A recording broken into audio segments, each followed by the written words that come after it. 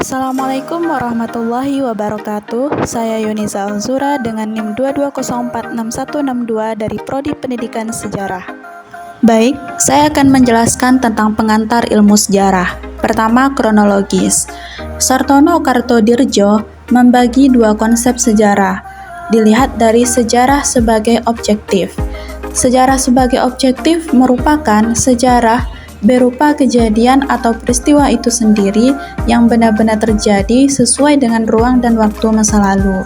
Kedua, sejarah sebagai subjektif. Maksudnya, sejarah yang disusun oleh para penulis sebagai suatu uraian atau cerita sehingga memuat unsur perasaan dan pikiran penulis. Secara keseluruhan, sejarah merupakan cabang ilmu pengetahuan yang mengkaji secara sistematis keseluruhan perkembangan, proses perubahan, atau dinamika kehidupan masyarakat dengan segala aspek kehidupannya yang terjadi di masa lampau. Masa lampau itu sendiri sebuah rangkaian kejadian yang sudah terlewati. Akan tetapi, masa lampau bukan suatu masa yang final, terhenti dan tertutup, melainkan masa lampau itu bersifat terbuka dan berkesinambungan. Sehingga dalam sejarah, masa lampau manusia bukan demi masa lampau itu sendiri dan dilupakan begitu saja, melainkan sesuatu yang bersifat terhubung. Kedua, kausalitas. Sejarah merupakan keterhubungan dari apa yang terjadi di masa lampau dengan gambaran di masa sekarang dan untuk mencapai kehidupan yang lebih baik di masa yang akan datang. Kejadian yang menyangkut kehidupan manusia merupakan unsur penting dalam sejarah dan berkaitan dengan rentang waktu. Waktu akan memberikan makna dalam kehidupan dunia yang sedang dijalani, sehingga selama hidup manusia tidak dapat lepas dari waktu, karena perjalanan hidup manusia sama dengan perjalanan waktu itu sendiri. Hukum sebab akibat atau law of causation menunjukkan bahwa setiap fenomena merupakan akibat dari sebab sebelumnya. Kajian sejarah adalah kajian tentang sebab-sebab dari suatu peristiwa terjadi sehingga hampir merupakan aksioma atau kebenaran umum. Ketiga, interpretasi. Manusia menjadi subjek penting dalam kajian sejarah. Sejarah adalah milik manusia, sementara tumbuh-tumbuhan dan hewan tidak bisa dikategorikan sebagai sejarah. Mengapa demikian? Karena studi sejarah hanyalah menyangkut aktivitas manusia dalam waktu.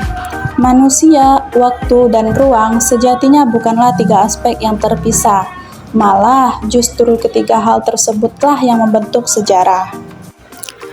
Eksistensi manusia dalam waktu tidak ada ubahnya layaknya makhluk sejarah.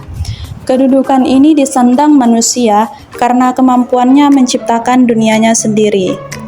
Dunia yang dimaksud di sini ialah dunia kultural yang dirupa dari kemampuan merenung yang kontinu atau keberlanjutan sehingga dapat menyembul dalam dimensi dunia batin. Membahas lebih jauh lagi, manusia memiliki daya yang lebih dalam menciptakan tatanan sosial kulturalnya.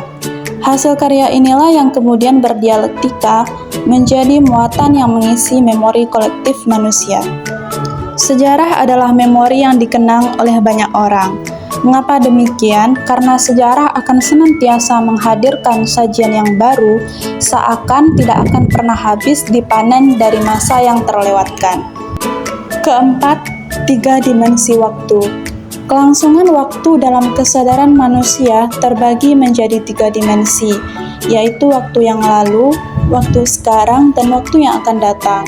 Masing-masing dimensi memiliki pengaruhnya sendiri dalam membentuk pandangan manusia terhadap sejarah. Pemahaman akan ketiga dimensi ini memberikan kedalaman perspektif terhadap perjalanan waktu dan peristiwa. Selain sebagai pengukur keberlangsungan peristiwa, waktu juga mencerminkan nilai-nilai, perubahan budaya, dan evolusi pemikiran manusia sepanjang sejarah. Melalui konsep waktu dalam sejarah, kita dapat merenungkan bagaimana peristiwa masa lalu mempengaruhi masa kini dan membentuk masa depan. Kelima, nilai-nilai moral. Sejarah memberikan nilai-nilai moral yaitu: pertama, sejarah sebagai sebuah ilmu. bahwasanya sejarah adalah ilmu yang terbuka. Dimaksud terbuka, keterbukaan itu membuat siapapun dapat mengaku sebagai sejarawan secara sah, asalkan hasilnya dapat dipertanggungjawabkan sebagai sebuah ilmu. Sejarah sebagai ilmu dapat berkembang. Perkembangan dalam sejarah selalu berarti bahwa sejarah selalu responsif terhadap kebutuhan masyarakat akan informasi. Nilai moral kedua yaitu sejarah sebagai cara mengetahui masa lampau, di mana bangsa yang belum mengenal tulisan akan mengandalkan mitos, sementara yang sudah mengenal tulisan pada umumnya akan mengandalkan sejarah. Setelah mengetahui masa lampau, maka orang akan melestarikan masa lampaunya. Mengapa demikian? Karena menganggap masa lampau penuh dengan makna. Ketiga, sejarah sebagai pernyataan pendapat.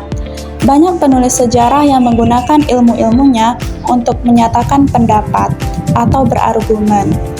Keempat, sejarah sebagai pendidikan moral. Sejarah tidak boleh bersikap hitam ataupun putih, akan tetapi sejarah harus berbicara dengan fakta.